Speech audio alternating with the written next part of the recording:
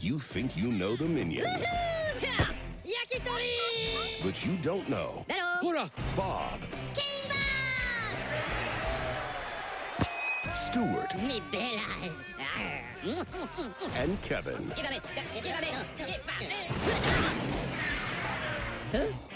Okay, who did that? C'est Stuart! That was great! Thank you.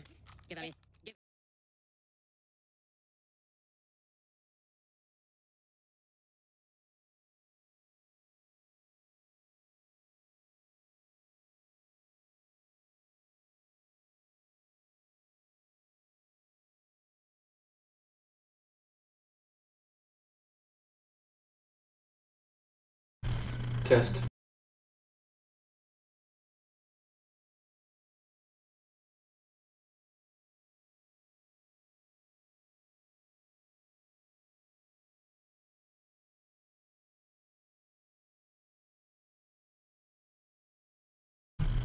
About to get started. Test.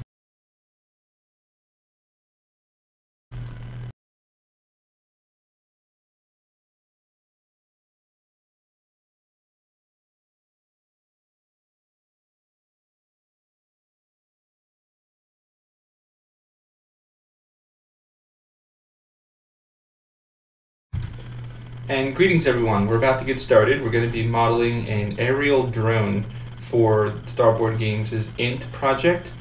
So my goal is, we have 3 hours here together tonight, and my goal is to get through all of the modeling, perhaps all of the unwrapping, and I'd like to get into Substance Painter, Substance Designer, and create a material and possibly paint the object at the same time. So we got a lot to do, so let's go ahead and get started, okay?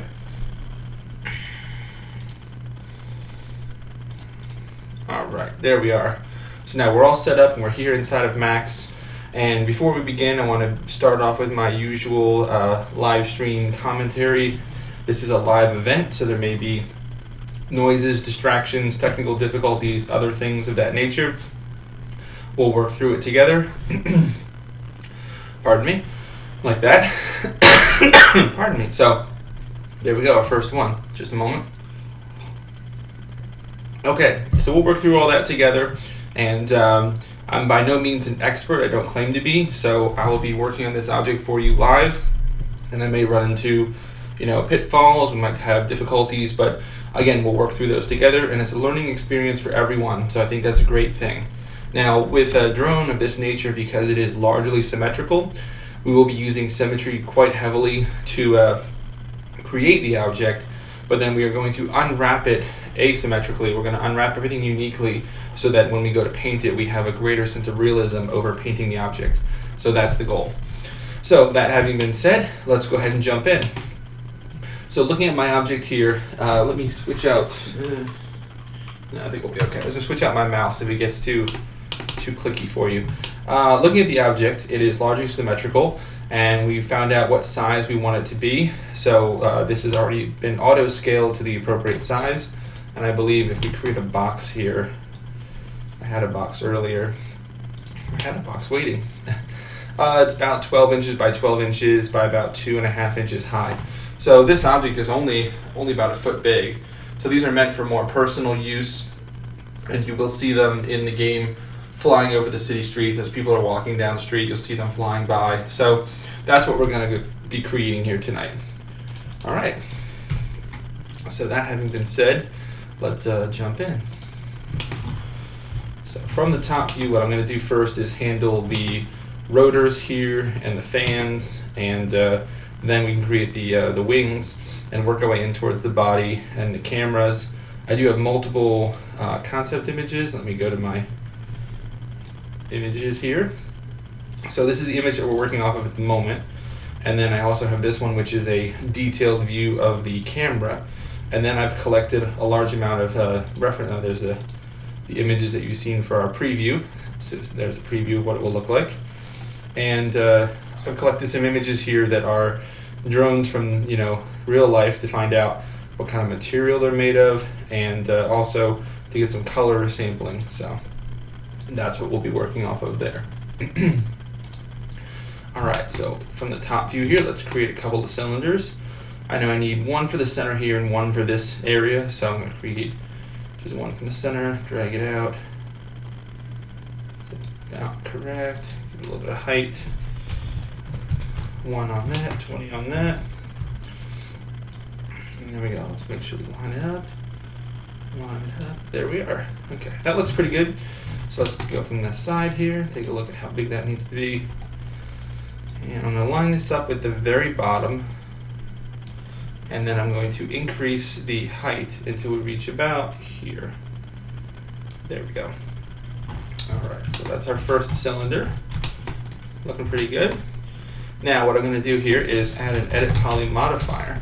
And the reason I add the modifier is now I can make any adjustments or corrections I want to, but I can still always go back to the fact of it being a regular cylinder.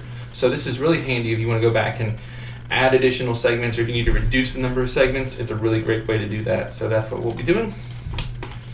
So let's go top and bottom. Pardon me. Inset. A little bit of inset. Just the center of that black line. There we go. And I'm actually going to delete that for now. Alright, so from the bottom, what I'm going to do is select this outer rim and bring it up to here. That will create that shape on the bottom there.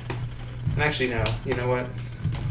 What I'm going to do instead is I'm going to split the difference here. So I'm going to run a connect on that. And you'll see why in just a moment. If I bring this up again, you see I left a little bit of space on the bottom. That way we actually see what's going on there. We see the bottom ledge of it. I think that's a bit better. Okay, that looks good to me. So now let's do this little trick here where we connect, choose one edge, choose the same edge on the bottom, and do a bridge. And now if you do a select of the entire rest of the ring and do a bridge, it'll all connect up with its proper partner on the other side, and that's perfect. That's what we like. Now I know that what we're going to need eventually on the interior here is this angle. Let me show you what I'm talking about. Pardon me, sorry. So for the interior of these rings, which are detailed here, you can see they have like a slope to them here. And the reason for that slope is this is a side profile of the actual fins of the fan that's in there. So it needs to match this kind of an angle. You can see it in here. It's not quite to scale here, but it needs to slope at that same angle. The reason being, this has to be very close to it so that you don't let a lot of air escape through here, but it pushes the air this way. And this way downward, that's what pushes the thing up. So we need to accommodate for that. So what I'm going to do is select this, go to vertices, and in a top view, this line here is what I'm shooting for.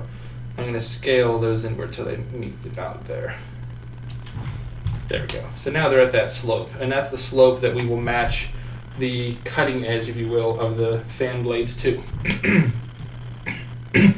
I'm terribly sorry about that. Just had a moment ago I was coughing quite badly. Alright, so this is good, I think, for our low poly for this object. So let's go ahead and isolate it and unwrap it while we're here. So I'm going to call this fan underscore ring. And let's be sure to designate that it is low poly. And we'll give it our material setup here. Black wireframes and first material available. And let's get a little bit of gloss. 25 is good. And all the way up on there. There we go. Just a little bit of a setup so you can see what we're doing quite well. Let's open up text tools and start the unwrapping process. And this should go by very quickly. It's a quick object. There we are. Okay. So with my polygon selected, I'll just click on the top. And I'm going to go back to this view. Top to the sides. Yes. Okay. Kind of deciding in real time how I'm going to unwrap the object. That's how it goes sometimes. There we are. Now I'm going to get the interior here.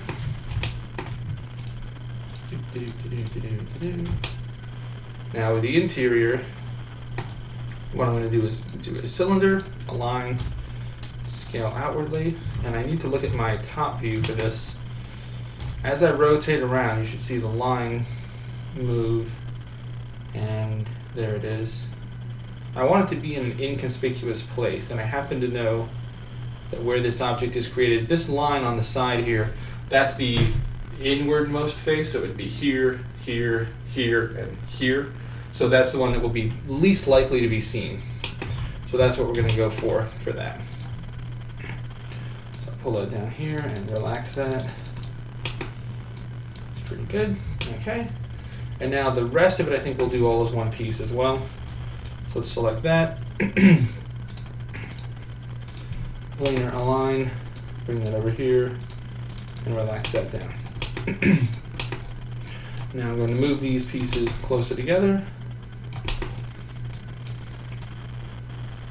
And obviously these are not the correct size, so I'm going to scale those appropriately. Oh, it won't work because it's a cylinder. So we'll come back to that, but we're going to leave that down here. The 1-to-1 scaling ratio tool will not work if your base object is a primitive, because it needs to be an editable poly in order to work. So we'll just leave that for now, but I am going to make a duplicate of the object. I'm going to call this high poly. Oops, nope. Sorry. Working on another project earlier and I had it set to instance, but you don't always want an instance. There we go, high poly. So now for the high poly, we don't care about the unwrap, so we'll delete that. Pardon me again. And now I will go ahead and add all of my extra edges that we're going to need for unwrapping. I'm sorry, for normal mapping. So let's add some on the bottom here, some support edges. Somewhere around that's pretty good. And this is the part that people get excited about because you're creating the super high-res geometry that everybody loves. So that's what we will do. Okay, so with that, I'm going to control and click to switch over to faces. I'll inset as a group just a little bit. Something like that. And we'll extrude just a little bit. Not too far, we just want to create a little bit of a nice little detail that can be captured in our normal map. Add some extra oomph to the shape. So let's do this, ring, connect, and bring that in just a little bit. We want it a little bit smoother. You don't always want the lines to be right up against the edge because what that creates is just a boring shape. It creates a boring 90-degree angle, and that's not always as interesting. So let's go ahead and change this up. Probably 20 looks good. There we are. Now the interior as well. Ring, connect. Bring that all the way up. Somewhere in that range. Right there. Okay. Now one thing I'm going to add to this, which most people forget to add, pardon me. I'm going to ring, connect, set it at 1. This will be a center seam. Most people forget that objects have to be physically created, so we need to make sure we have a center seam. So I'm going to do a chamfer of just a little bit. Probably, that's just about it really. And I'm going to set it to 2. So now what happens here is if I select that innermost line, switch to vertices, and just scale inward just a little bit, then that will help me to create that shape that I'm looking for. And do the same thing on the inside. Vertices, scale, and just push it in just a little bit. And now we need to, pardon me, have some supporting edges on that, so let's do that. Oh, welcome to our viewers. If you guys have any questions or anything you want to see or know more about, please don't hesitate to ask. This one I do want pretty tight though, because I want this to be an actual hole. So that's good there. And let's ring and connect this. Same on the outside. Okay. Now I have 2 objects on top of each other, so let's go ahead and look at our grid here. And let's do a little bit of cleanup if we can. So I'm going to create a new layer. Call this low poly, and create a new layer and call this high poly. So our current object is a high poly object. So if I select that, let's take that guy and put him under high poly, and let's take our low poly and put him under low poly. So I'm going to hide the low poly for the time being, and we're working on the high poly realm here. There we are. And throw Turbo Smooth on there. 3 iterations and isolon display is usually what I go for. So now if we do a quick render, we have our first fan piece, and it has a nice center seam as the way it would be created. And I even brought in a little bit of the detail from the concept art here. This top piece has a little bit of a ridge there, so we've got that ridge going on as well. So that's very nice. So excellent. So let's move on. So hide that for now. Hide the whole high poly grouping, and let's take a look at our low poly object. So he's all set, and let's unhide our concept art. There we go. Okay, so we know that this is our concept art. Let's add selection to new layer reference. Okay, so our reference will be at the top here, and it's well, reference will be here. It'll always be visible, but it is frozen, so that way we can't select it by accident. And that's exactly the way we want it. All right, so that was our first piece. Let's go on to our second. Let's keep it rolling. So I'll make another cylinder, and I'll drag it out to the approximate size. And what I'm actually going to do is center it to this piece. That way I know it's exactly in the center. And for the time being, I'm going to hide the fan because I won't be able to see the throughput. I'm going to hide that. Let's bring the radius up to about here. Let's take a look at our image here. I don't want this to be all the way at the bottom. I do want a little bit of space, so let's bring that up just a little bit. But I do need some space for the actual fins to be in here too, so I can't go too high. And I'm going to bring this to about there. Okay, excellent. There it is. And I happen to have, with my concept art over here, I happen to have this part of it right here. This is sort of what he's imagining. So there's a center area for the fins to connect. Then we have a top part that kind of has a decorative piece, and a bottom part rounds out where it's going to connect to something here and slide inward. So now that's not visible here in the artwork, but I do think we can find a way to make that work. This really has to connect over to, probably connect to this because this has to pivot, so this can't connect anywhere in here. So we'll work on that in a moment. We'll get it all built and then we'll figure out the best way to make it all connect. And I do have a, okay, I'm checking on my messages. If you guys have any comments, anything for the stream, if you need me to go back over something, please let me know. I'm happy to do so. All right, so let's continue. So let's call this, this will be the fan ring center, okay? And up, and it is going to be our low poly version. So let's do our normal dance. There we are. Again, I'm going to throw an edit poly on there so that I can always go back and make changes. Okay.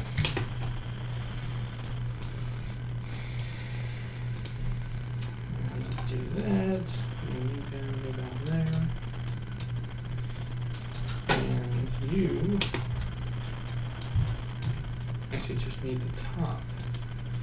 Let's do a bevel. So I'm going to come up a little bit.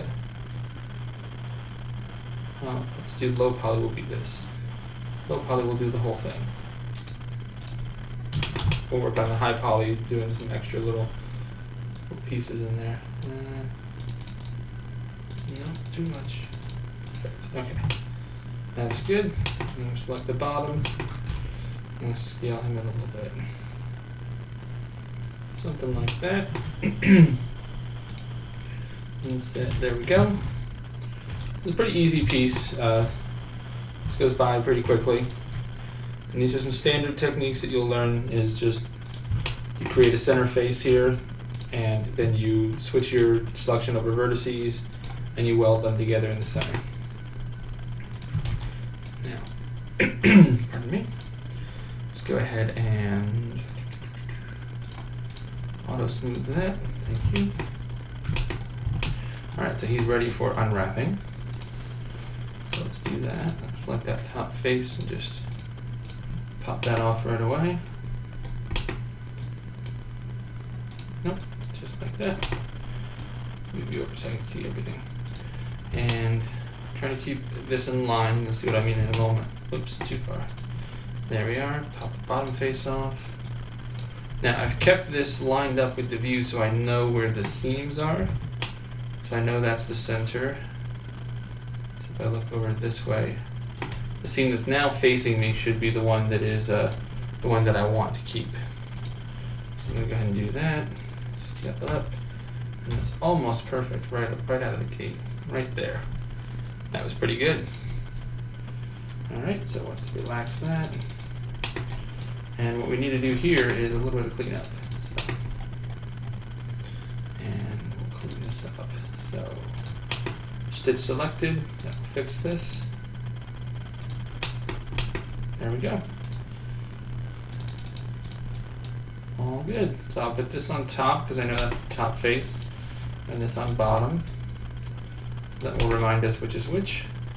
I'll move this off somewhere and call that good. So that guy's complete, and the reason I put that side seam there is because it will be the most inward facing, and that way it'll be hidden for the most part. So this guy's good. Let's go ahead and do our high poly version. HP, okay. Let's get rid of that. HP needs to go over here.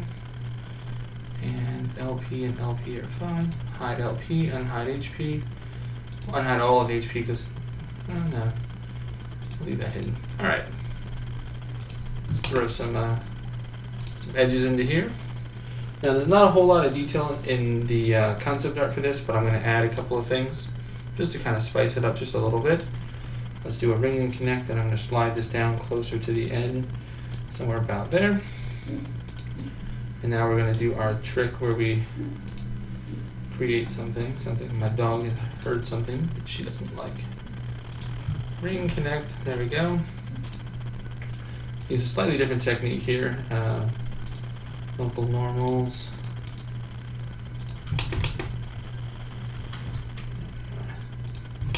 So what I'm doing here is just adding some support edges on the interior of this, so that way it will hold its shape.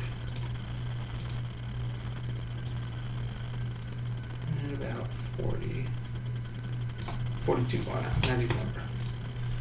Okay. Ring and connect, there we go. And let's get this going.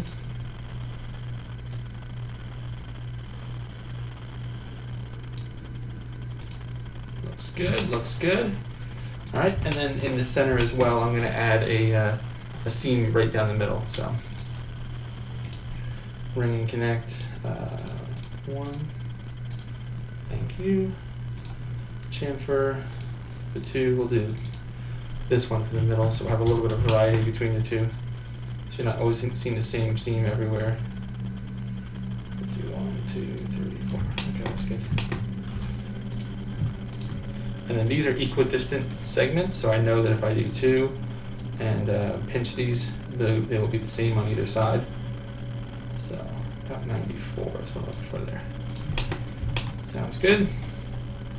One more piece for the bottom. And we'll make that pretty tight so that it's very crisp on the bottom there. Let's have a look. Turbo smooth. 3 iterations, isoline display. There we go. Now the center seam here is actually also going to be a. We can put a little nub on the end of the blades, and that can be where they connect. So we have a connection seam and we have a functional seam. So that's always really good. I'm going to add a little bit of something to the top because the way these things are built is probably what I'm about to build. So let's go ahead and add that. Pardon me. Just like that, and then inset. We're gonna go real small on this inset. There we go. It's a tiny little detail, but it's one of those things that it looks more realistic, so I like to do it. And it will be one of these. 1, 2. Now this guy, all we gotta do is move him down a little bit like that.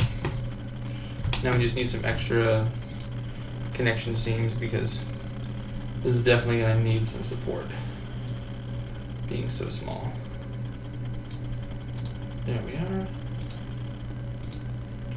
One there, and try to hit that. There we go. One there. Okay.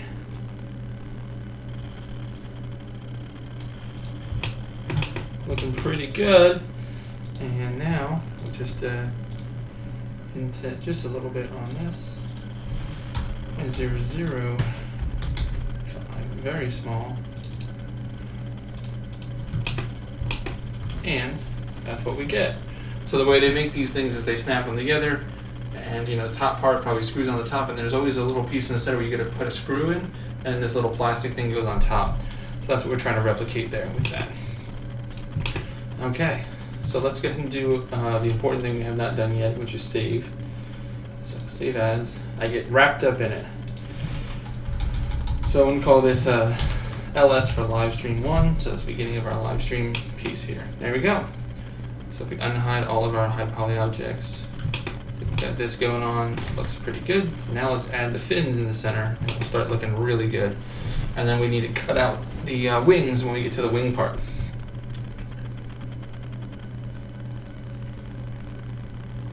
Okay. All right. Welcome to our new viewers. Hope you guys are enjoying. All right, so we're gonna make the fins now.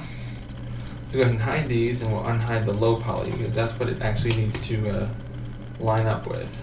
And there we go. Thank you. So it needs to line up with those. So probably the best way to make these is to take the ring, make a duplicate of the ring, and just call this junk. We're gonna get rid of it in a second. And let's delete that, and let's collapse this. Yep. And I'm gonna hide the original. And yeah, that's what I'm gonna do for now. So now what I need to do is, I know that I'm gonna have a certain number of rings, fins rather, all the way around. So I know what I need here is I need a ring, a fin rather, that is exactly a certain distance and has to go all the way across, and it needs to match this shape. So if I do a chamfer here, and I'm going to spit it out just a little bit, something like this, maybe 0.5 at the most. But I'm going to click the 1 button, and it's not actually going to give me what I want. Okay, so we'll do it a different way. Ring and connect. There we go. And I'm going to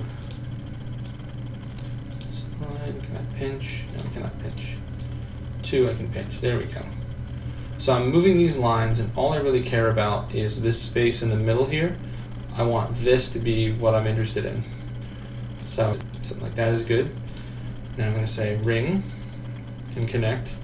And now what I care about are these two lines to be the top and bottom of the fin. Okay? So what I need to do is look at my other object here, and that top line needs to be below this line, and that bottom line needs to be above this line. So what I have to do is bring these together a little bit, slide them up and down a little bit. And I think that looks like it needs more. Do that. I think we can go higher up than down.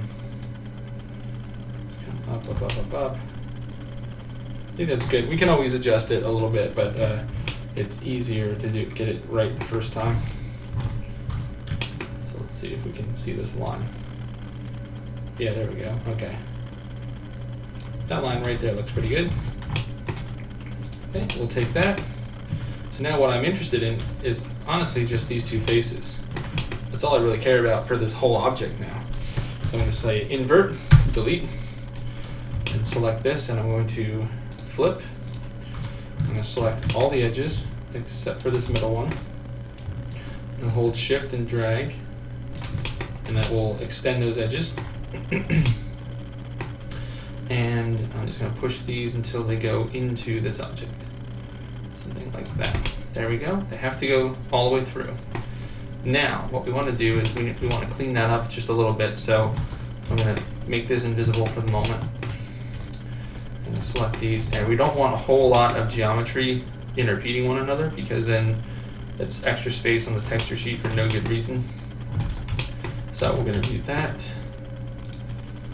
And there we go. That looks pretty good. And we know that with this shape, it will perfectly follow the edge. And what I'm going to do actually is select this, grab these vertices, and I'm just going to move them in just a little bit. Just a little bit so they're not actually touching. They have a little bit of space where they can freely slide by. Okay? So let's take our object here, and actually the pivot is pretty good at the moment. It should be okay. But let's, just for safety's sake, I'm going to center it to the center of this other object, so it's right at the center of this object now. There we go. And now we can make the fin as fancy as we want. In the concept art, it's really just a straight fin. Oh, actually the fin does bend a bit, so we got to do that. So that's no problem. Let's go to our front view, probably the easiest. Hide this. Select all the way through. Now if you notice in the concept art here, our fin actually has like a taper to it. And I think he said it's exactly 30 degrees. So we could do all the math, but I'm just going to eyeball it. It just has to taper a bit like that. So I'm going to take these and move them. Let's go. If I do this, does that do? Yes. So -1. Whoa. No. -0.025. And -0.5. Nope. There we go. That's fine. -0.05 and 0.05. Yes. There we go. So I did it that way instead of doing it manually because I need the center to still remain static. So now this should be pretty good. And we can test it. We make duplicates. So if we go to the top, and you see that we're on that top one. So if I make duplicates at 45 degrees, so if we go 45, it should be 7, which makes 8 duplicates all the way around. 7 plus the first original. Let's unhide that. And there's the fins for our fan. And these are the low poly fins. So we're going to back up in a second and actually remove all but the first one, make sure it's unwrapped. We make sure we make a high poly version, and then we'll put them all back together. Un momento. There we are. Alright, so I'm just going to hit Control-Z a couple times. There we go. Save. So let's get this guy unwrapped. Shouldn't be a problem. Let's go to our, move this. Wish I could get this to show up here every time. Face, and I think what we're going to do is unwrap this as sort of a box setup. Let's see what we can do. I'm going to do it in individual faces, and then we'll stitch it together and see what happens. So that's good. Opposite side. Top. You see how quickly it goes with these fantastic tools. So if you use 3ds Max and you have not yet discovered the wonderfulness that is text tools, please do yourself a favor and find it. It will save you hours of work, I guarantee it. Alright, let's get the bottom done. Whoops, no, relax first. And what is this additional face that wants me to, oh, front. But I did the front already. I guess I did not. Okay, and relax. There we go. Okay. And align. Now you notice this actually, this should actually be aligned to this because it's angled. So we want to keep that if we can. Alright, so now what I was talking about with stitching all these together is, yeah, I can do this. Anytime you can do this, it saves a lot because you're respecting the original shape of the object, and that way you don't get a whole bunch of unnecessary seams. Like there's no seams on the top now, which is fantastic. And let's stitch that. What I would love to do is stitch here. I hope this will work out okay. I might get a little bit of distortion. but I think it's a small enough object and it's all basically one material that I think it'll be okay if we do that. So let's do this, try and keep it straight. Align. There we go. So now my only seams are right on these two edges, and there's one on the bottom, but you're never going to really see the bottom. So, and these two edges will be moving, so you probably won't see it really at all. So I'm going to move that off to the side. That's good. Perfect. And let's rename it because it's no longer junk. This is now our fan blade low poly. So you know what time it is. Duplicate, high poly, delete the unwrap, high poly, hide all low poly. Okay, so for our high poly, this is a really simple object. It won't take long at all. Just a couple of support edges and we're done. So throw that together. Put a little bit of a curve on the front of it. Probably 90. You can get away with a little bit of smoothness. It helps because no object should be perfectly straight. You want a large amount of support on the top though. So we did that way, we need to do this way. Yes. Now, even though there's a line down the middle, we need to do this. Actually, probably just the one is fine. Because, pardon me, if we don't, it's going to try and smooth from here all the way around to here, and we don't want that. So, there we are. It's basically done. Turbo smooth. Save, render, there you go. So now it's nice and smooth on around the front here. It's got a nice curve to it where it will slide along and create that air draft for us very nicely. And we can add a little bit of detail to this, but I think I have an idea for a detail I want to add to this. We're going to do that in painting because we can change our mind a lot easier than doing it here with modeling, which gets stuck, you know. All right, so that looks good. Now we need to generate all 7 of them. So I'll just start here since we had this already. Oops, it turned off my angle snapping for some reason. Okay, so let's go 45 and 7. There we go. So now these are all duplicates of one another. So you see here it says HP 1 through 7. So they don't have to be like that, but I'll leave them like that for now because we're probably going to do just one at the end. So we don't really need to have all these, but I am going to select them all and put them into a group. I call this group fan blades. Oops, sorry, blades high poly group. That way I know that it's one group and we can treat it as a group because we can do things like add modifiers to the group. Should be able to anyway. Move this over and say flip and why it's not allowing that, but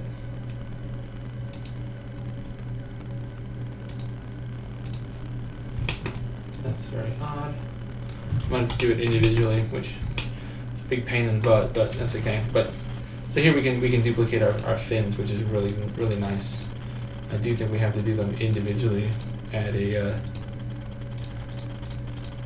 so let's try that really quick. SY symmetry. What I want is a mirrored flip on the X with the X at 0 on the X-axis. That way it mirrors all the way across. Let me see if I can copy and do a paste individually. Paste instance. Did that work? No, that did not work. That's unfortunate. Because the idea would be to paste it, but the problem is that the mirror gets messed up. It's based on this local geometry instead of its world geometry. Because I wonder if I add SY. Oh no, it's still getting kind of messed up. That must be based upon its current geometry. Well, We'll worry about that at the end. So. Delete that. There we go. Alright, we'll worry about that later. That's just symmetry at a later point, so that's fine. The other thing you can do is you could combine them all in the beginning and add turbo smooth to all of them. The problem is then it's all one object, and while that works, if you want to separate just a single fin, yeah, you can do that. You separate a single fin for later. So, I guess we could do that. Why not? Let's do that. Okay, so what I'm going to do here is bring back our center object. There it is. And I'm going to make sure that each of these objects, let me remove the turbo smooth for now. And we just delete these guys. One at a time, one at a time. This guy needs to have the same pivot, and for some reason it doesn't. So that's what's causing the issue here. So I'm going to affect the pivot. And it says that it is there, but I'm going to say world pivot, align it to the center of this object. Okay. Thank you. Very odd. So now when I make duplicates,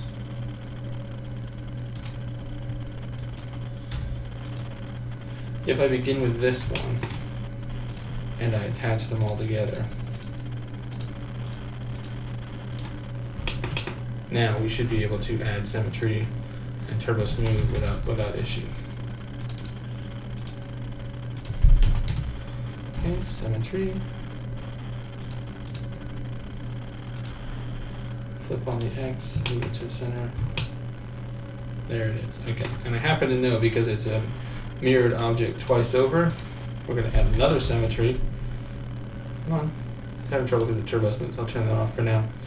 I'm going to add another symmetry, and I'm going to move that mirror to the x-axis centered as well. But we're going to flip it on the Z.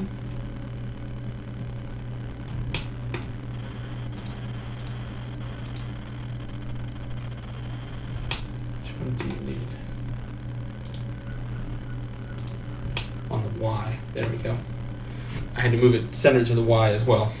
There we are. So now we bring back our turbo smooth, give it a second to catch up, and do a render.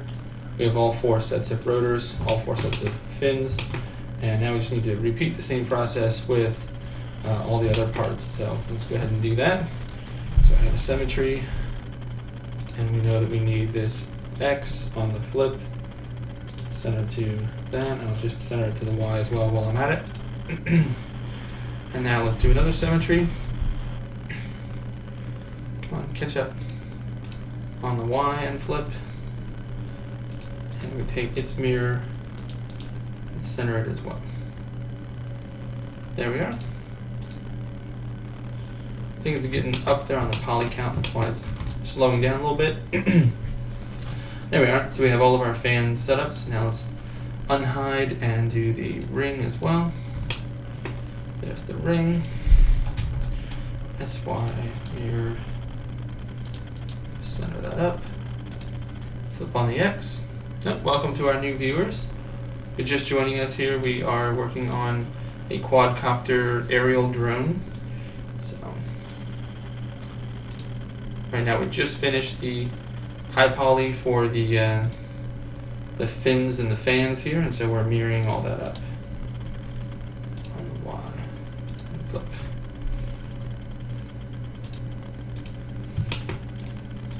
There we are. So let's do a save before we crash and render that. There you go. So we got our fans working and they look quite nice. So now we need to add the wings and cut out the wings, cut the fans out of the wings and work our way through that. So let's go ahead and move on to that. What I'm going to do for the time being is disable the turbo smooth on these because it does seem to be causing quite a lag spike and I don't want to have to deal with that. So they still look nice even when you do it like that. Alright. Let's hide all of that. Let's go back to our low poly.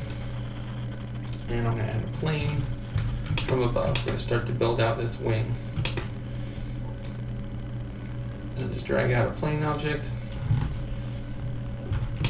For some reason it's underneath.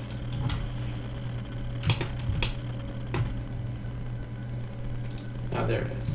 It was hidden. Okay, so go our plane object, and I'm just gonna go with one on each, and I'll edit it our way up.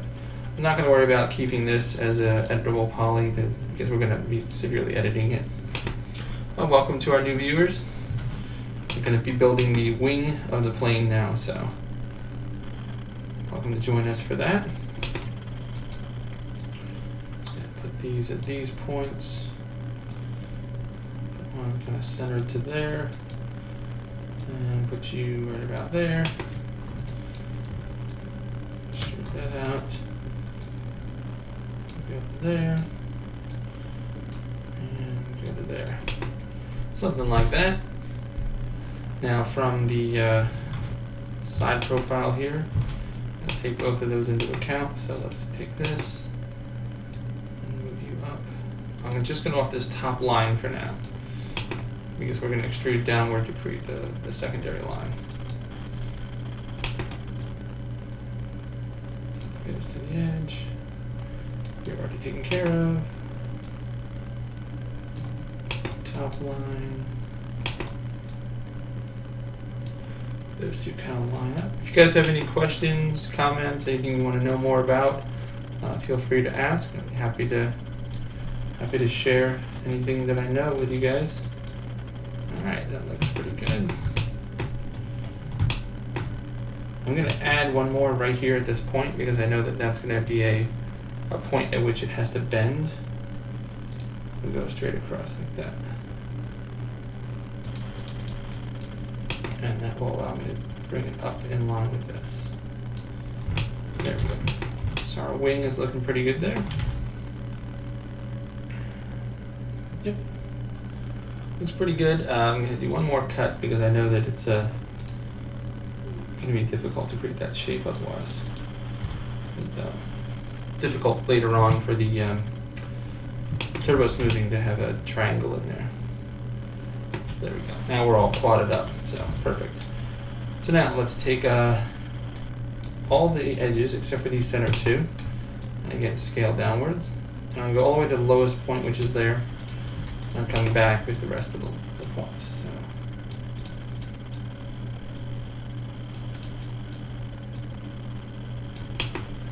Bring all of that up. And center that off. There we go. Okay. Good. Save it. And let's oh, did I miss one? I did miss one. That's okay. Just do that and bridge. Trying to decide if I want to do, yeah, we should do that. Okay. So I'm gonna cap off the bottom before we do the hole cutout, because we want to make sure the lines get added to both sides. So it's probably the best idea. Let's bridge that. There we go. So I'm going to save this. And what I'm going to do is go back to our ring.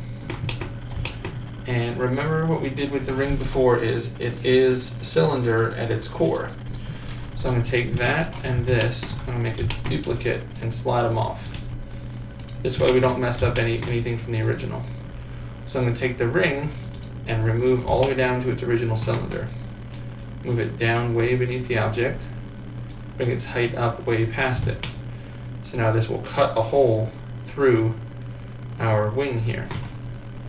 So I'm going to select the secondary wing, and I'm going to create a compound object, pro boolean, start picking, and choose this. And that cuts our way right through the object. Just slices right through. So that's perfect. Okay. Now we need to clean this up, so let's go editable poly and start cleaning. So first things first, I'm going to try and keep as many of the original edges of the original circle as I can, but I will be combining things if it's more strategic. So see, these are some junk vertices, so we'll just clean those up. There we are. So I'm going to move this, I'm going to move this vertice over. So now that line is kind of a little jagged across, like it goes more like that. That's okay, because it'll be a lot easier for our shape.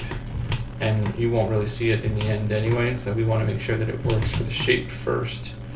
And that we get the cleanest result that we can out of it. Okay, so we're almost done cleaning the junk vertices. Now we need to add some vertices in order to support our shape here. So what I tend to do here is just go for the easy targets. So like this is pretty simple. I'm going to isolate the object so that we can get rid of our concept art for now. This is pretty simple here to say connect that up. In the corner here, it's not so simple because we don't want to really create a triangle if we can help it. So I'm planning in my head here, one here, one here, one here. You'll be the corner, and then you'll go here. So let's do that. Okay, and same thing across here. One there, one there, one there. You'll go here, you'll be the corner. Somebody has to be the corner. That way you can go here. And then he'll have a separate piece put in here. So obviously these are buddies, so let's connect them up. And these can go across, these can go across. That's a pretty good clean setup so far, so let's go ahead and finish that up. So from you to you, we'll do that. Or we'll click the button and nothing will happen. There we go. Okay, so who's the corner here? So this guy's the corner. So here's one that I forgot or we didn't see, so let's clean him up, even though we're going to add another vertex here in a moment. So you guys are all good, and you are the corner. There we go. Connect. And you are the corner. Yeah, you are you. Yes.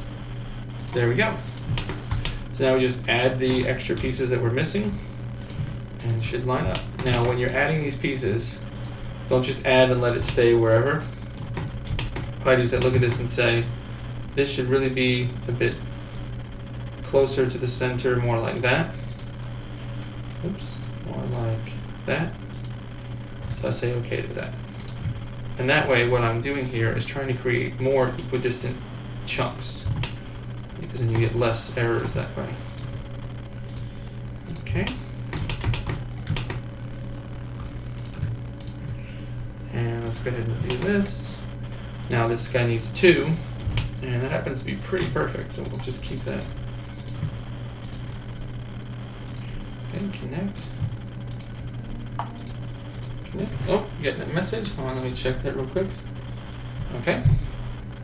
Make sure if you guys have questions, I want to be answering them. That's what the pilgrimage is all about. It's a long-standing journey. We will continue to grow. So anytime I can help somebody, I am very happy to do so. So for this, I'm gonna pinch and push it a little bit. So I want these to be slightly different from where they're at. There we go. Just more of a straight line between these two parts now. So let's do that. And that, and that. It's looking really nice. Okay, so here we have a triple, so we just had the 3, same thing we've been doing.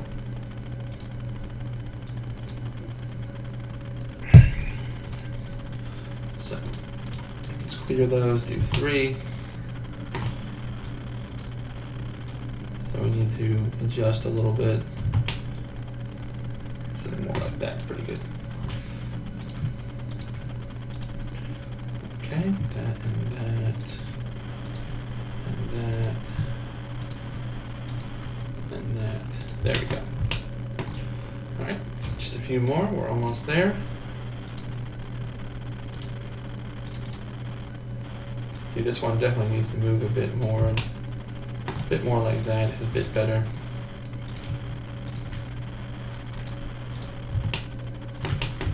Okay. I forgot to connect my bottom buddies over here. Let's do that. Oh. Sounds like one of my pets is trying to get in. Let me help them really quick. Who is it? Who is it? Come on, puppy. That's my dog here wants to come say hello for the stream. You want to come say hello? Yeah? Okay. You gonna come help? Come on. Over here in your bed. Good girl. Alright, she wants to help out. It's good. Alright, so this one is a 4. We need 1, 2, 3, 4. So there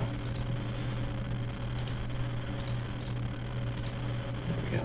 So we will push and pull and tweak. I'm gonna bring it up this way. This might take just a moment worth of that's pretty good. And I'm gonna make a slight adjustment here. I'm gonna take this guy and keeping him on edge, I'll move him to a little bit more halfway point. There we go. Nice and simple. Welcome to our new viewers. If you guys have any questions, please feel free to ask. We are creating a drone here. So right now we are working on the wings, where we just cut out a shape for the fans to go in there. So just making sure all of our geometry is clean and ready to go into the high poly stage. And connect. Now you'll notice what we've been doing here, trying to keep everything in quads because we're going to be doing subdivision for high poly, but then when the object becomes its final low poly shape, we can really pare this down and combine vertices and all that to make the best possible low poly shape that we can. Okay, so let's call this wing low poly. And throw our material on there. And we, like I was saying, we might want to combine and edit and change, but we'll unwrap it as it is for now, and if we come back to it later, so be it. So, let's go ahead and, whoops, no. Okay, this, relax, there, bottom. This will be really cool to paint. I can't wait to paint this because it actually, I do think it looks really neat. And I think it'll be a fun challenge. So, looking forward to that. So let's do that. Okay, get done with it.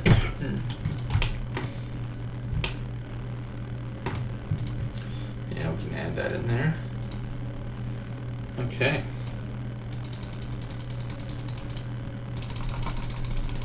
Sorry for the clicking. The best way to get the smoothing algorithm to work properly. And let's see how much of this we can combine, actually. We might be able to make one that be long, strange strips, but we'll only have 4 of them, so maybe we can get it all to work. Let's see if we can do that. That's not so bad. We can cut it if we need to. Right now the seam is right at the tip of the wing.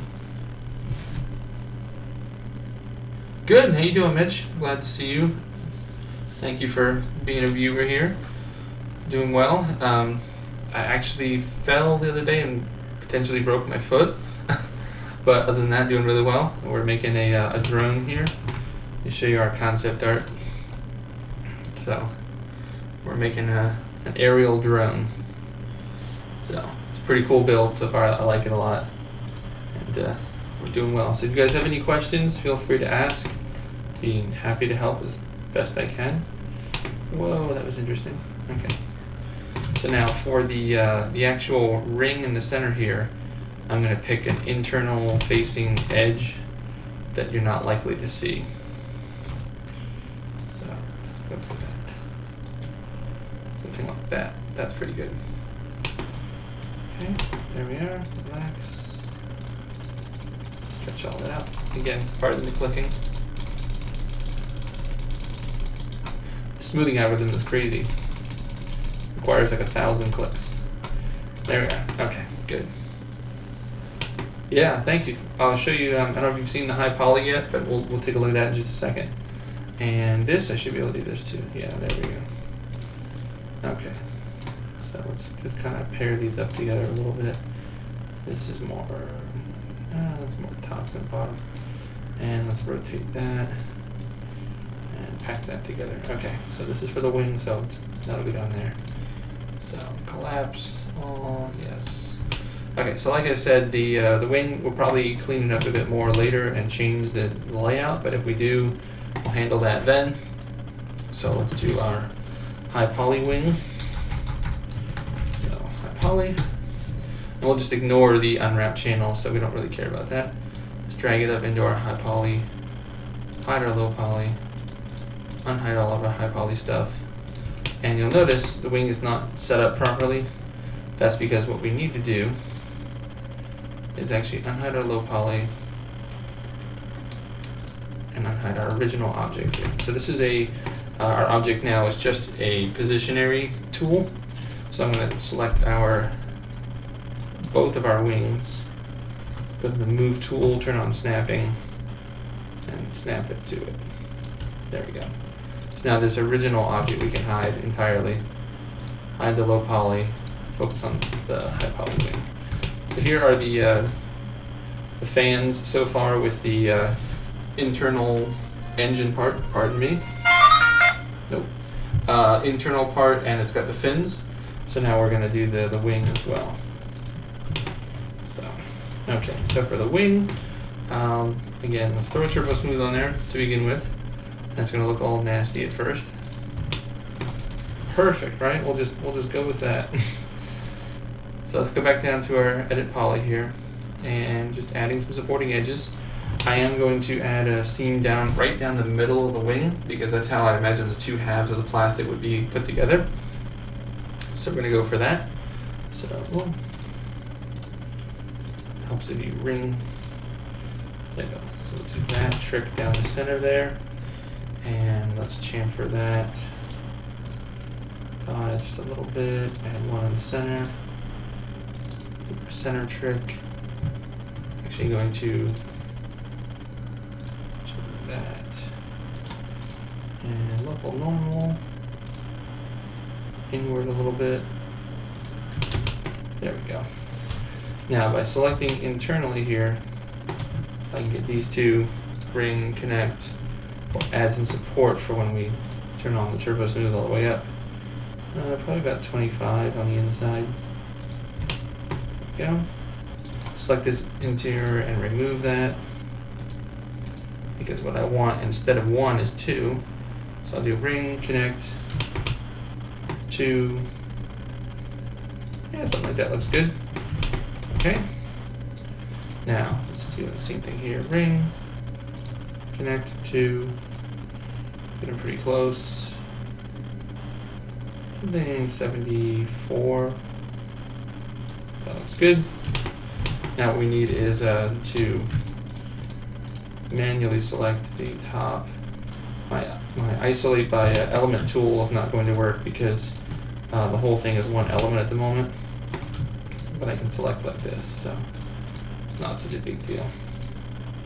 I don't mind doing it once in a while. There we are. And I'm going to do an inset of very little amount. I'm going to do another inset as well. Oops, sorry. The plus, and do another inset of a little bit more. There we go. I can't do too much. Went a little overboard here, but that might smooth out when we turn on the smoothie because it's so thin. That's what I was trying to avoid. Let's try and go back a little bit. There we go. inset by just the tiniest amount. There we go. Okay, and we need to do one more thing, which is for the interior, because we can't forget about the interior. Let's ring and connect one, and we will chamfer. Come on. Do this whole trick. Remove. That looks pretty big, but it should be okay. Doing the same trick in here.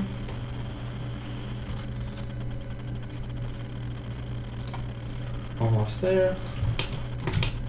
It's a lot of tedium, but this is very necessary in order to create the best effects. And 60. That's pretty good. I try and use different numbers, but I want the same numbers in order for the two seams to seem like they were created in the same way. Let's do that and that. Whoa, oh, just two, please. Two, please. There. And good. Okay. Let's take a look now and see how it looks now. Okay. It's definitely looking a lot smoother, a lot more like a good piece of formed plastic. However, we are losing our sharp edges, so we do need to add some supporting edges in there for those. So edges like this along here need to be sharp, so I'm going to select all the way across. Oops. All the way across. Yep. And I will do, I only need one. And kind of straighten it out. That's a bit better, but I do want it to be closer. So, move tool, and move by edge. Let's see if we can get closer.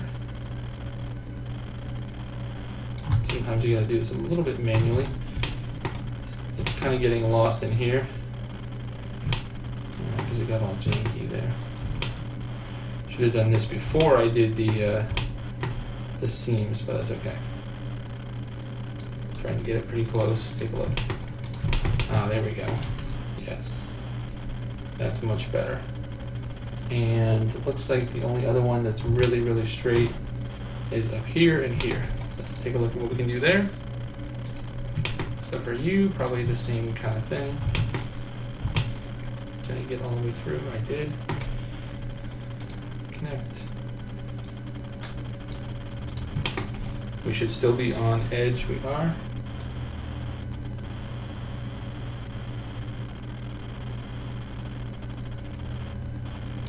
See how that looks. Yeah, there we go. Nice and straight. There we go. Looks very airplane wing-like. It's got an interesting shape to it because it has a different shape from the side profile than it does from the top. And the whole thing needs to be able to pivot inside this wing. So, okay. Let's go ahead and add our symmetries on there. Mirror, X, flip. There we go. And let's add another symmetry. So this is a trick a lot of people don't know as well, is you can just add another symmetry directly to your original object, and it works just fine. So mirror, center that to the world. Turn off Turbo Smoother right now, because it is getting a little sluggish. And we'll save. If it'll let me. Okay, there we go. Come on, catch up. Come on, Max, you can do it. You can do it, I believe. There we are. So now we have wings, fins, and fans, and all kinds of things. So we can take a look at our object and see how it's doing inside of Unity as well. And we can take a look at that and see how we're going. This is a pretty heavy scene now. This is close to 2 million. And I've got things turned off. So let's check the low poly and not the high poly. So we bring up our low poly object. Let's hide the wing. Fix So this is what we got going on here. We need to create duplicates for this, so we can do that very easily. 45, and we need 7 of those. There we go. Okay, that's good. This is our low poly wing and fin. And I know that it's pretty tiny actually. It's gonna be really small in the game world, but let's test it out really quick. So I'm gonna save. I'm actually gonna do an incremental save. Save as, and do a plus. There we go. Now let's export this object, and I'm gonna call it live stream test 1. Okay, there we are. Now you'll notice I have Unity running here, and I have this scene set up on purpose to test our object. So this was an advanced version of the model here that I created for this test. You can see it's doing pretty well there, but we're going to test the one we've been working on right now. So import new asset, and we have here live stream test 1. There it is. Import. All right, there it is. And the scale's already been set. So I'm going to drag it into the scene, and as you can see, it's really small. So we're going to have to scale it up a little bit. So I'm going to do, I think it was 8 times the size. Yeah, 8 times the size. So now if I go to my game view and do play, you can see the object here. Still looks a little small, but if I go to my scene view here and move around, we can get closer to it and see it. So it's looking really nice with the physically based lighting going on. So this will be really cool when it's all done. And if you open this up, you can see we have all of our objects here. So if I choose the center and all the blades, and then we can play with the model here as if it were complete with the rotation. So that works there. So we have to have a rotation going into the wing at that point, and this will allow this to happen. I don't know how it's going to ever do this. It might be just one, it might be just this, and allow it to go forward and back. I think that would be more prominent. But this is a good ability to check for intermesh collisions. We can make sure that we don't have any of that going on, which I don't think we do. So yeah, you can do this free rotation and it wouldn't really impede. So it's perfect. It's going along nicely. And this is all fully unwrapped. So if you had any sort of material, right now we just have the gray material, but any sort of material, it would work because it's all been unwrapped. So that's awesome. So we'll leave that there for now. We'll just keep replacing that as we work. Pardon me, and we'll come back to it. All right, so we don't need this anymore. The plane, so I'm going to delete that. That was just our little test object. Let's go ahead and auto smooth this, just because it's a little annoying to see it constantly. There we go. Excellent. All right, so we're done with that. Now what we need to do is we need to start creating the body of this thing, connecting it up, and creating the camera. And I know that the camera is going to be a pretty complex piece, so let's jump in on that and get that knocked out, because that's going to be pretty complex. So we'll start there. All right, so bring this back to standard primitives. We're going to go for a sphere. Go to the top view and click in the center here and drag out a sphere. Drag it out to about that. I'll rotate it 90 degrees. There we are. Let's go to the front view. Invisible, move it up. That's good. That's really good right there. Okay, so here's our sphere. It's going to be the beginning of our camera. Now if I bring up my concept art again, you can see here, you can see the camera. So the camera rotates 180 degree view, so it looks like the camera's connected here, and this camera's connected here on the other side. So it's sort of like this twist kind of thing going on, right? And I have another piece of concept art here, which is a close-up view of the camera. So I'm using this in conjunction with this to create the best possible camera that we can. All right? So we're going to be creating this now. Oops. Sorry, I just minimized everything so I can't see anything now. Where is it? There we go. Okay. So I'm going to be creating, sorry. creating this now. So I'm gonna move this over here, and let's move back a step. There we are. All right. So we have this guy, and we need to create the exterior shell as well. So I'm going to get duplicate, copy, turn it invisible, and I'm just going to increase the radius a bit until we get to that shape. Something like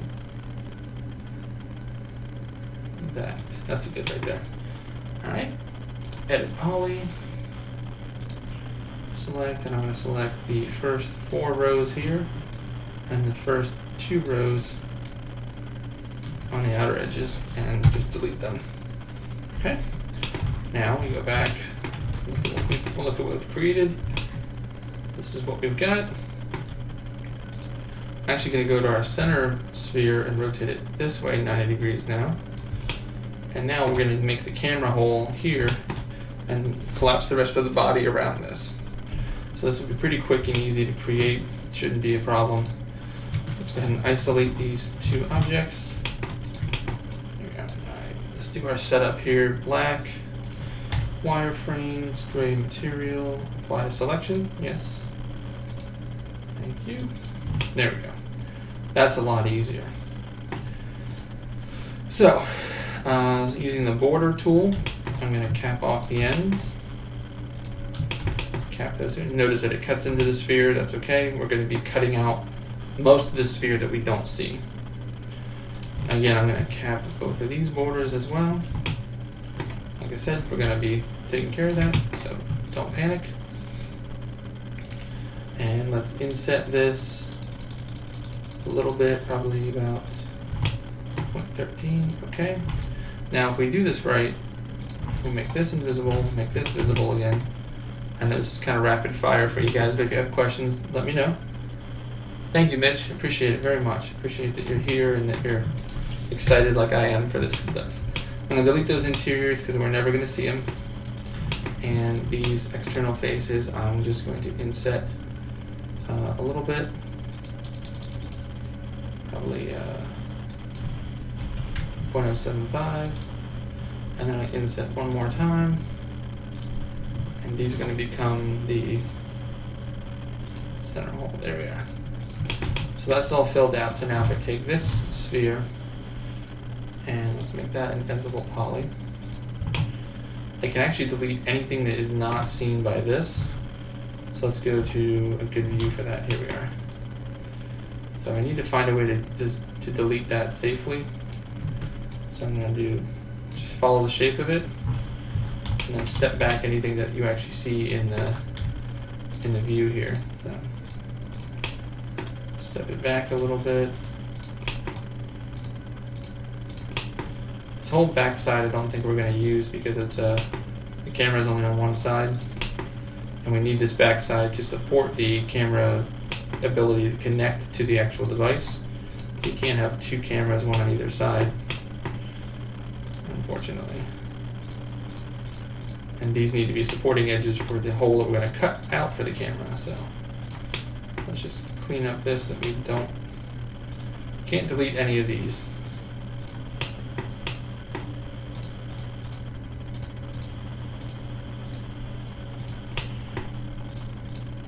I was at one time working on a script that would actually do this for you. It would find out which ones it could ray trace to, and if it could ray trace to them, it would delete them. Or if it could not, rather. Alright, there we go. So that's good. So now let me get my bearings on our object here. I believe this side has to be the camera. There we are. Alright, so let's look at this.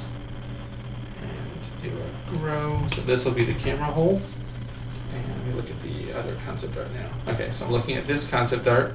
So if we zoom in on this a little bit, looks like we have an immediate seam where this thing kind of pops up as a little bit of a rubberized edge.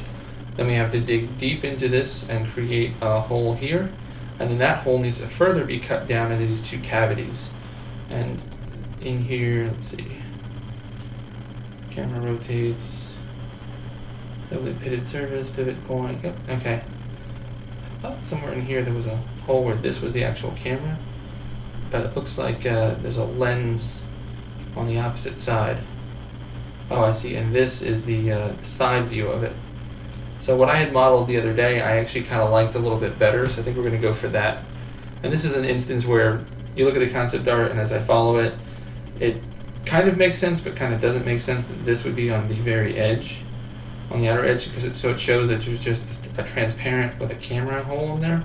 So we'll do both, but we'll just do them differently. All right. So this is going to be my camera lens, and we'll do that detail over here. So my camera lens, we'll improvise a little bit. Just take a quick look.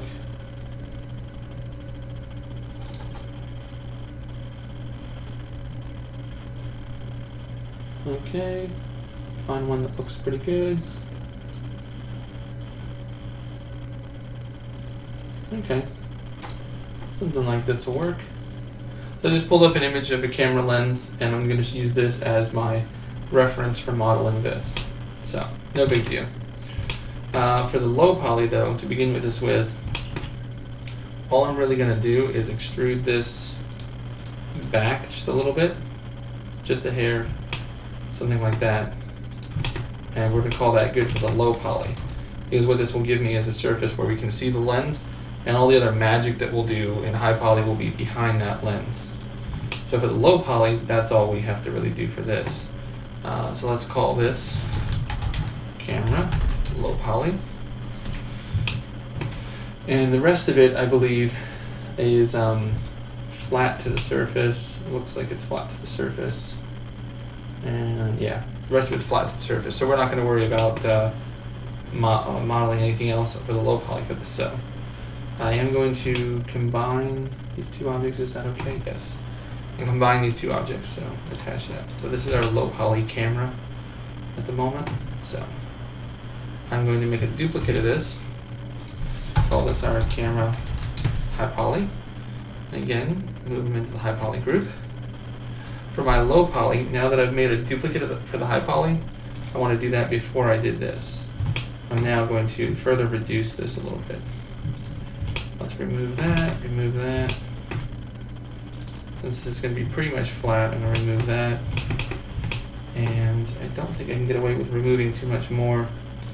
I would like to, let's try this. If I do a ring, and I connect in the middle. Now if I select either one of these, and remove, can I get that down a little bit more? That'll be small, so you won't really see it much. Just want to try and remove a little bit, because the problem is having too many iterations. A very small object like this will become very heavy very quickly. So I think that'll be okay like that.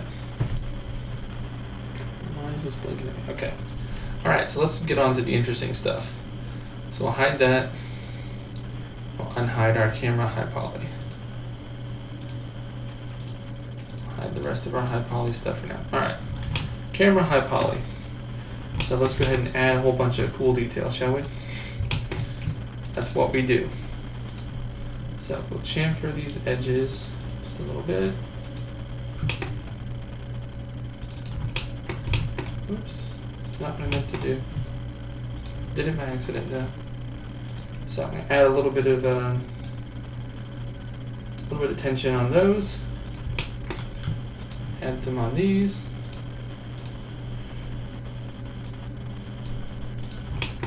Okay. Now I'm going to save the lens for last, because that's going to be a whole lot. But let's take a look at the concept art real quick. So this detail thing they're talking about is actually on this side, not this side. So on this side. Okay. So we're going to be creating this, which is a little area that you can stick your fingers in there and twist in order to disassemble this somehow. So that's what we're going to create on this side. All right. So first up, I'm going to inset just a little bit. This is for that rubberized standing piece. So 2 and ring and connect and bevel. And that's way too much. And that's probably still too much. That's perfect. Okay. So there we are. So ring connect to like that. We'll do another one in the middle in a second, but we're going to be cutting out quite a bit, so let's do that. There we are. Okay. Now, like I said, we need to go down a little bit. Oops. Down a little bit. There we go. And then at this point, this is the tricky part. We have to create this sort of ledge. So I'm going to go in a little bit, and I'm actually just going to delete everything. Okay, so I deleted all that. And I'm going to select back a couple of edges here. So I'm going one for one back and forth along the kind of center axis for this. Let's try 4. 1, 2, 3, 4. It's probably good. I have to start with one of them. Bridge.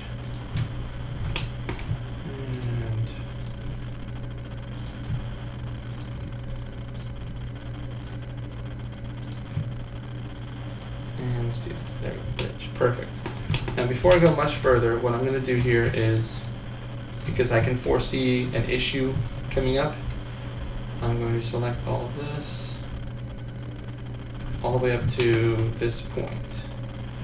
And I'm actually going to detach this as its own separate object. Because what we want to be able to do is add a whole bunch of crazy iterations in here which will allow us to create the shapes we want, but we can't disturb the rest of the geometry here. So what I'm going to do is isolate this object, and I'm going to take this edge and go 1 and 2, just something like that. The idea here is now, if I add a turbo smooth, you'll see what I'm talking about. Turbo smooth, everything else looks pretty good, and this retains its internal shape. So you see there, it retains its shape. So now if I end isolate, what I was looking for, those two, oh, yeah, I did it on the right side, on the correct side, now if I take this guy here, and if we were to add a turbo smooth to him, even if he's not done yet, turbo smooth, isolation, now you can see the two pieces interlock, but I can create all kinds of cuts in the middle here in order to support the shape that I need. So this was on the left side, yeah, left side of the camera. Yes, okay, so that's what we're correct. All right, so I'm gonna isolate this and just work on this for right now. So now, taking a look at my concept art here, now that we have this shape, these pits need to fall further in themselves. So I'm going to go to 3, select those, switch to 2, and bring those down a bit, something like that, and that should be good. I'm going to do this one more time, down a little bit further. I'm actually going to unselect these two on the interior track, go to vertices, and this is getting pretty crazy. Scale these in a little bit, and in a little bit this way. So now they start to kind of reach behind it, because that way you can get your fingers in that kind of shape and grab something and twist. So that's sort of the shape that we're looking for here.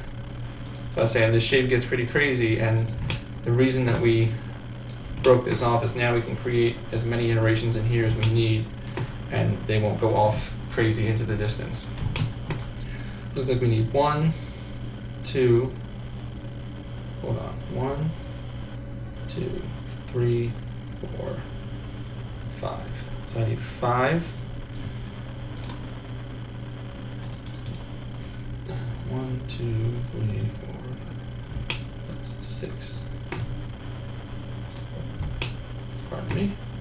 1, 2, 3, 4, 5. Perfect. Okay. And what I'm going to do here now, oops, can't get too close apparently, is pair these up. So you'll see I do like that. So that creates a quad in the middle. So I do this and this. For some reason it didn't like that idea.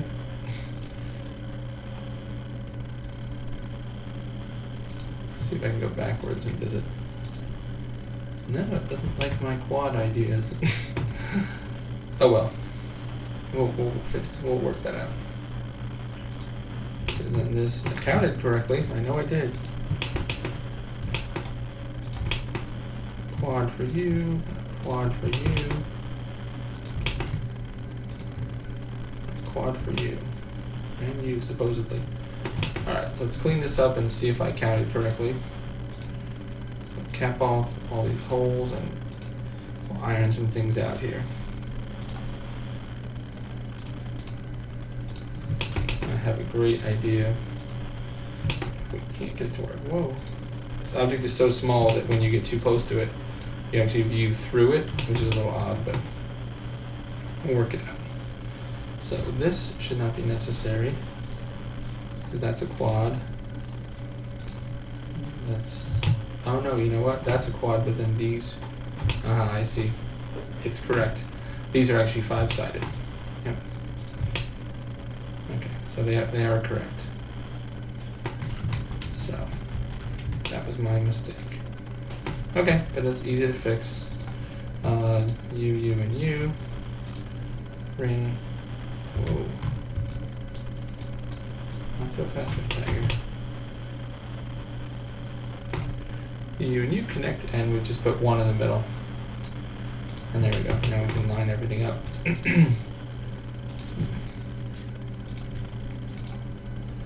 Now everything will line up properly. Apologize that it got a little slow here all of a sudden, but sometimes to create these effects, you gotta slow yourself down and really kind of count it out and make sure that everything's gonna work. Like here, I forgot one here. But I'm always looking ahead, looking at the next thing while I'm doing the current thing, so that I can spot those problems. Most of the time, anyway. Alright, so let's remove that, and we can remove these. And that should be all quads. Perfect. And the only reason that quads are important at the moment is because we're doing lots of turbo smoothing. It's not totally necessary for modeling, it's just because of the turbo smoothing. Alright, so I'm going to delete half of it and mirror it over so that I don't have to spend the whole day doing this twice.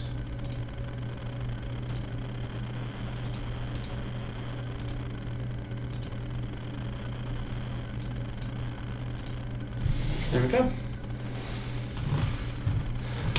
Okay, now we can add all of our edges and support edges, and we should be all set. So let's take a look. Turbo smooth. See, nice and smooth, no pinching, but it's too smooth at the moment. We want to add some actual definition where we want it. So I'm going to go back down to my original here, and we'll add our support edges. Okay, there we are. We got about an hour and a half left. I don't know if we'll get to the painting today. I would really like to, but we shall see. Alright, I waited for this because I wanted to add just one head here. Keep that sharp. There we are.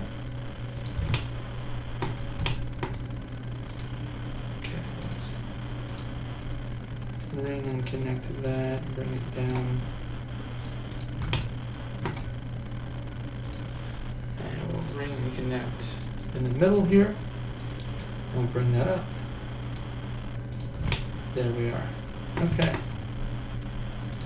So let's go through the symmetry, up to the turbo smooth, take a look. That looks pretty good. Oh, we got a little bit of an error down here. And I think that's a symmetry bug. See? Yep. A symmetry issue. Okay. Oh, cattail. Alright. So that looks pretty good. I like how those are smooth. Still getting a little bit of a symmetry issue there. Do not slice along there, please.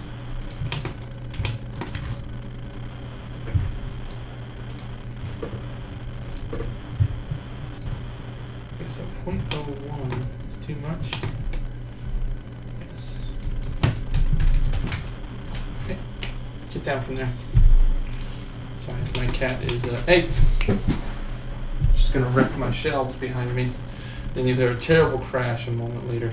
There we go, okay. So it needed to weld, it just was welding too far, so it was combining things. It should not be combined. Alright, so let's end isolate on that. There we go. So here's our awesome looking camera so far. Looks really good. Now we're just going to have to do the actual lens. And then we can connect it to the rest of it a moment later. Alright, so I'm going to add some support edges over here. This actually on the other side is going to be a piece that connects to the rest of it, but for now what I'm going to do is just add some support edges in general so that it remains flat and that it's not going all kinds of crazy. So let's do that. We'll slide that down. There we go. And do the same thing over here. 284. There we go. Okay. Now onto the camera. So for the actual camera lens, pardon me. Let's do 2, split, and then connect.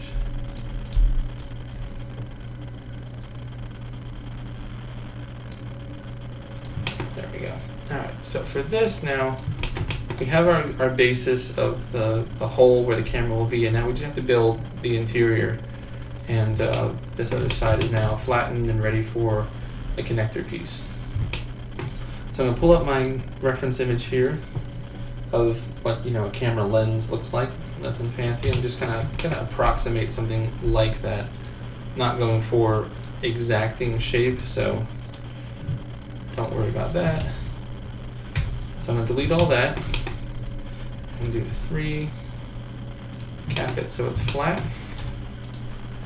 And now I'm going to start just building out something that is lens-like. So it looks like at the beginning we have a little bit of a shape, so let's do that. This initial shape here is a little tilted outward like that. So we'll do that. And we need just the tiniest, it's even probably too much, to do that. And let's extrude backwards. Now actually what we need to do is a series of bevels. So I'm going to do a series of backwards bevels, almost the inverse of what we got there. Something like that. Say OK, and then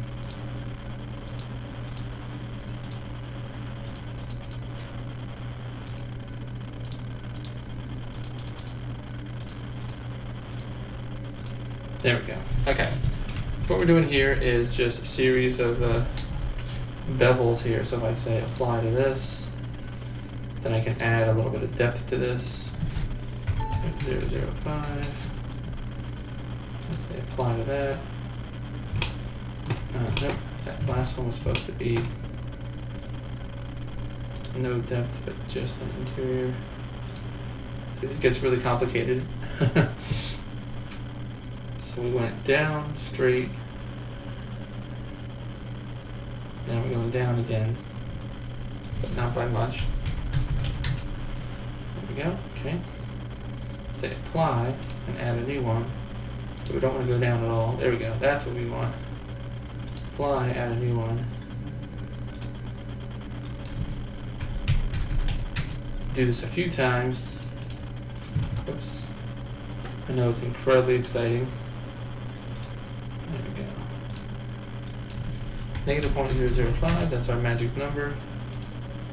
Okay, that's pretty good there. That's creating a nice little lensy-like shape for us. So if we take a look at that, we're getting those soft. I need to crispen some of them up a little bit with some geometry there, but that's getting us closer to an end result. All right, let's do one more round of, that will be an inset, and now we will bevel outwards a little bit. venture towards the player. So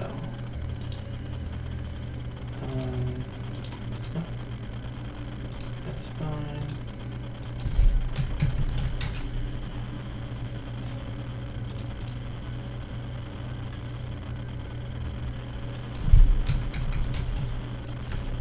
There we go. There we go. Okay. Don't want it to be too much. Just a little bit, and we'll throw some glass material on there. But now we need to add a few extra bells and whistles to this to really kind of sell it. So for this guy here, if I can select it properly, we're going to need to make sure this is indented a bit. Let's go down one. And for each of these rings, we need to add a little bit of support. So these are difficult to grab, but there's one. So all I'm going to do is add one right in the middle, and that should give us a really cool effect. There we go. Ring and connect. One more. Come on. Ring and connect. Let's take a look at that. Whoops, I went way out of nowhere. There we go. So that's good. That's good for our camera. I think the rest of it can be done in Paint. We don't really need to spend a whole lot of time modeling the camera because it's going to be pretty small on the overall object as well. All right, so let's do a save, of course.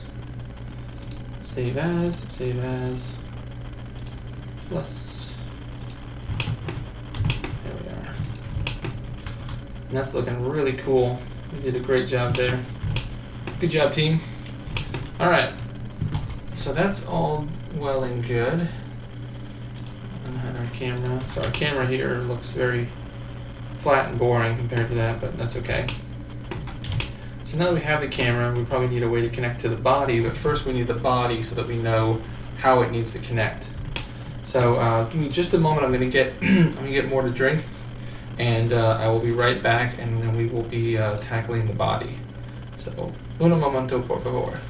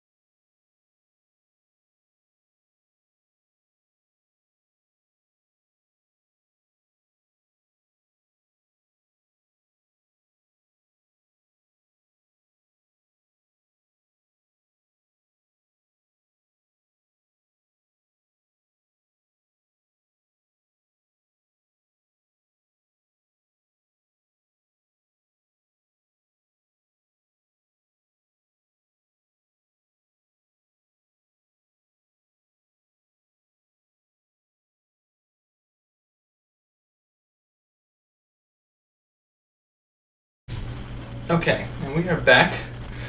I appreciate the new viewership. Thank you guys for joining us. So if you're just joining, we're building this drone. And so far we have the wing, the fan, all the fins completed. We just completed the camera. We're now going to tackle the body so that we can then connect the camera to the body. And then it's just a matter of some struts. And, excuse me, my chair is falling down on me. And after the struts are complete, we can be finished with it and start painting. So that's the goal. Let's go for paint. All right. So let's take a look at the body and see how we need to create that. So I'll bring my concept art over. Let's go back to the body. Okay. So it looks like it's very supporting A-frame. I see. So So the body looks like it's very, very thin, and there is a large exhaust here at the back for an air intake apparently. Exposed joints. Okay, gotcha. So we'll create this shape from above, shape it to here, and then we'll have to be adding some extra pieces, but that's okay. So let's go and create. So we're on low poly, create a plane from above, and let's just drag out a plane. There we are. Edit poly. And what I'm going to do is take these two and snap them to the center. So that way I know right away that it's a symmetrical object. Put that guy there. This one guy over here. You right there.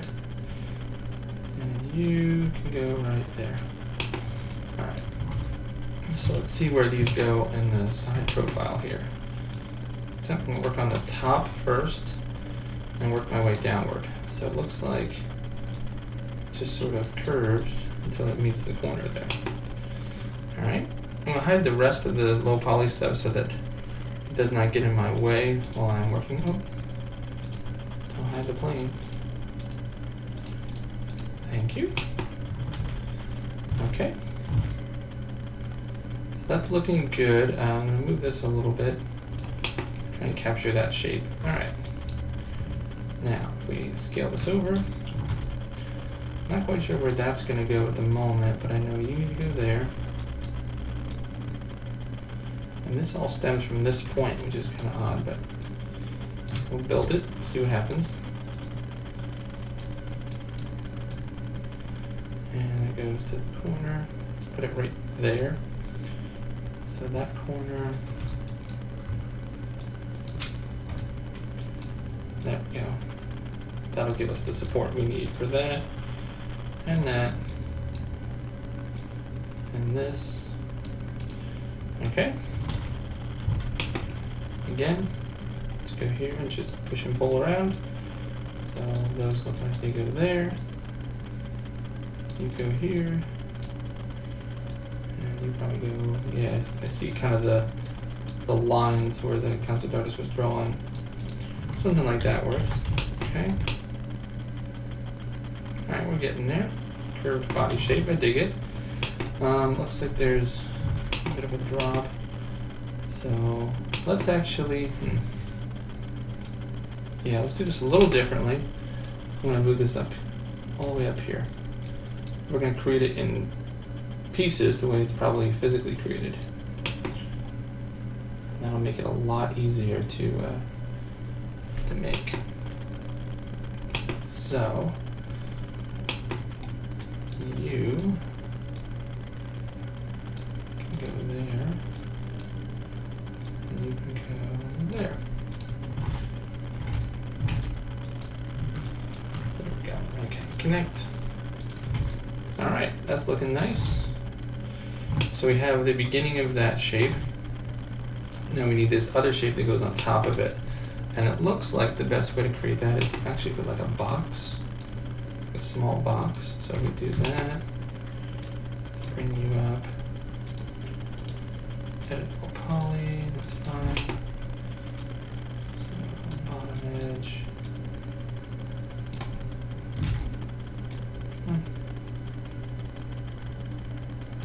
Top edge. Bring that down and up. I'm gonna actually bring them a little bit halfway because I'm gonna curve them. So we do that. There we go. So now you go.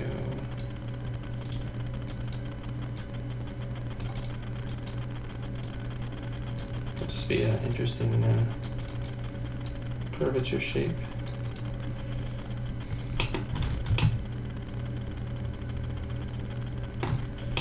Okay, there we go.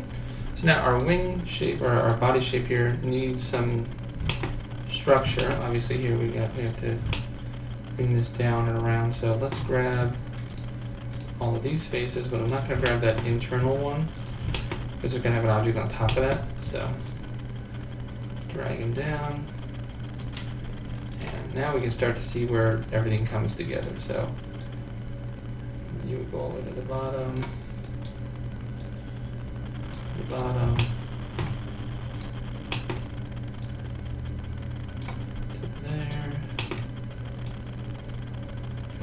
even it out. There we go. Okay. Very good. Oh, are we missing one? Looks like, feels like we're missing one. Yeah, you. To the bottom. I don't know. More like that. There we go. Okay, perfect. So there's that shape now, and we can mirror that over. And let's go ahead and finish off the bottom shape to it. But we need to first make sure this is going to be high poly friendly, because at the moment it is not. And let's see, we do need that seam in the low poly though. Alright, let's symmetry it first so we can get a feeling for it. Flip on the X. And there we go. Okay.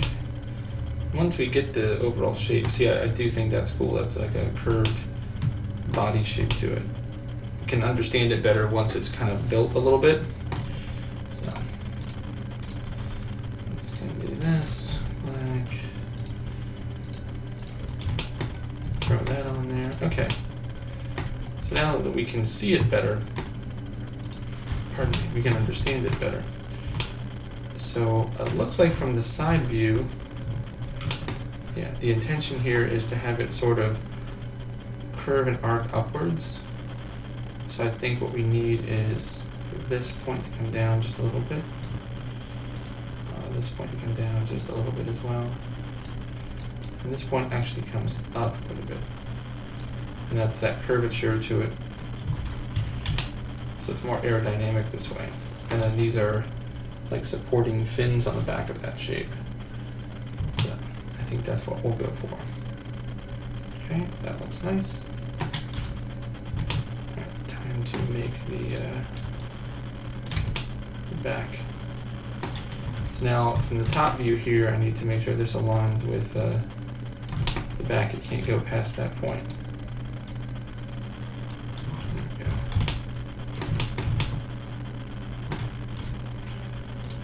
The rest of these all need to line up and connect nicely.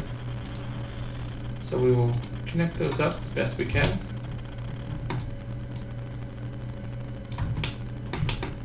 There we go.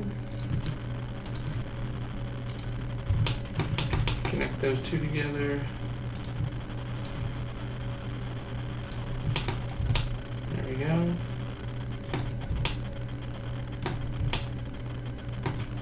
Now what I'm noticing here is in our shape an opportunity to make some adjustments, okay? So as we're creating the shape, it's coming along nicely, but you notice this corner is a little, it's not as nice as it could be. So what I'm going to do here is create a connection and move it, and we're going to turn this corner into a 4-piece corner here. That does a couple of things for us. It helps us to solve that corner a bit better, and it's giving us a lot more options as far as the high poly smoothing later on. And I'm going to do the same thing kind of in the middle here. If I go and do a cut, and cut this across like so. And even though we need this later on, I'm going to remove it for now so our shape is smoother. So now we have all quads all the way across, and the body shape is coming along a lot nicer. Okay?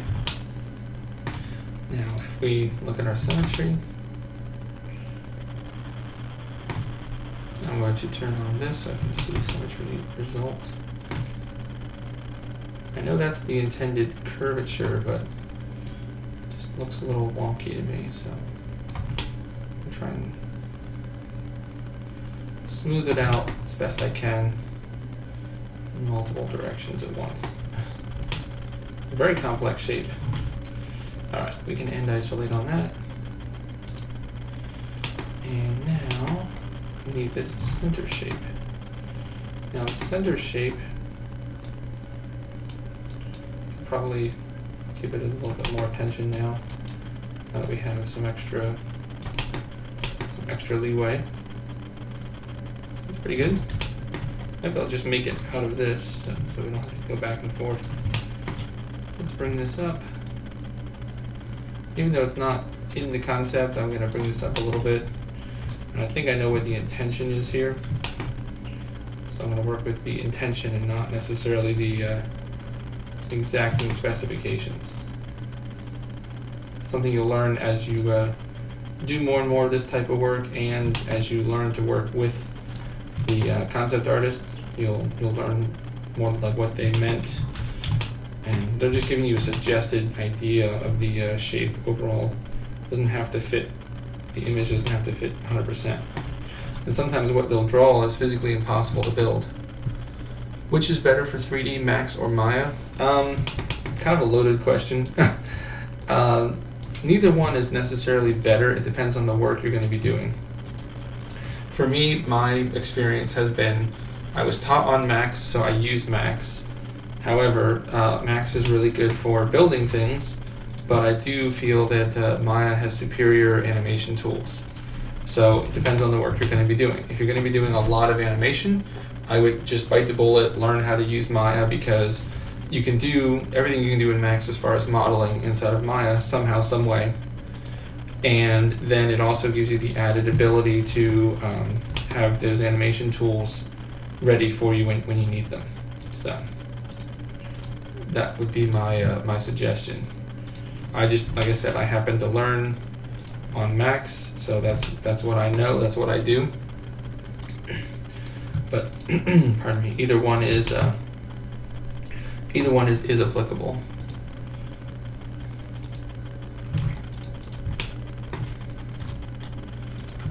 Adding some detail here. Working our way through now from above. I'm going to just tweak the shape of the wing slightly. I'm actually going to bring this back so that we can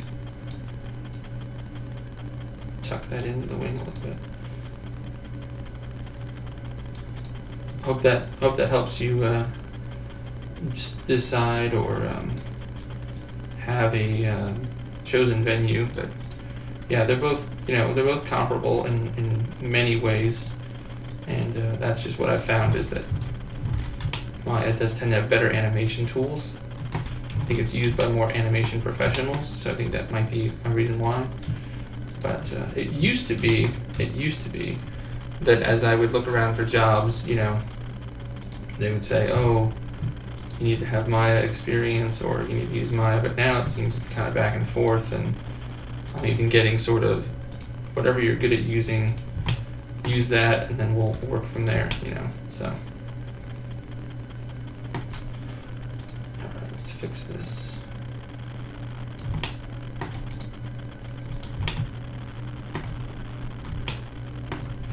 Is that, no, it's not connected. That's why I was having trouble.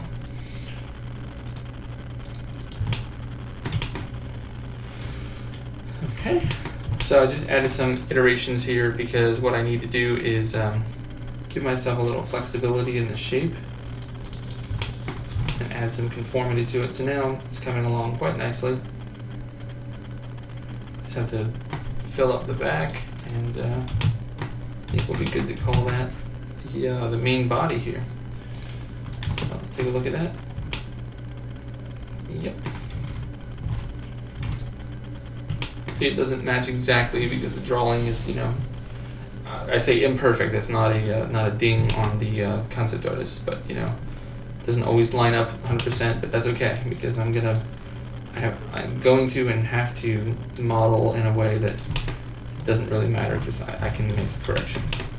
It's just a guide for the overall final shape. It's my job to then make that shape realistic, if you will.